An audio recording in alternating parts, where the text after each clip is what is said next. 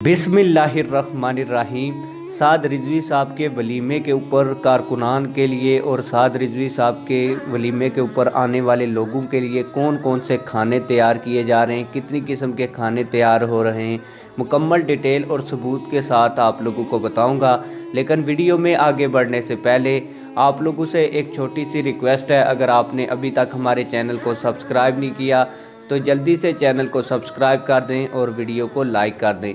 आप लोगों को बताता चलूँ कि हमारे एक भाई वहाँ पे गए थे, उन्होंने ये वहाँ पे चेक करने की कोशिश की थी कि साद रिजवी साहब के वलीमे के ऊपर क्या क्या चीज़ें पकाई जा रही हैं, और उन्होंने वहाँ पे वीडियो भी बनाई थी। लेकिन वो शाम के वक्त वहाँ पे चले गए तो उस वक्त जानवरों को साद रिजवी साहब के वलीमे के लिए ज़बह किया जा रहा था। तो जो वो वीडियो बना के लाए हैं वो मैं आप लोगों को YouTube की पॉलिसी के मद्देनज़र रखते हुए नहीं दिखा सकता। अगर आप लोगों को वो मैं दिखाऊंगा तो मेरा चैनल डिलीट हो सकता है या वीडियो डिलीट हो जाएगी, तो उसका फ़ायदा नहीं है, क्योंकि वो जानवरों को ज़बह कर रहे थे। तो ज़बह करने की खून आलूद वीडियोज़ होती हैं, तो खून आलूद वीडियोज़ हम YouTube के ऊपर नहीं दिखा सकते।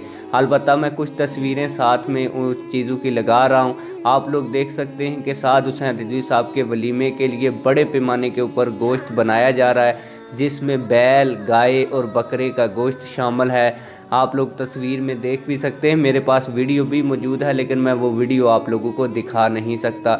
इसके अलावा बहुत सी चीज़ें कारकुनान अपने घरों से साद रिजवी साहब के वलीमे के लिए भी ला रहे हैं, ये भी हमारे भाई ने हमें बताया है। आप लोगों की इस हवाले से क्या राय है, कमेंट सेक्शन में अपनी राय का ज़रूर इजहार करें। मिलते हैं किसी और वीडियो में। अल्लाह हाफिज़।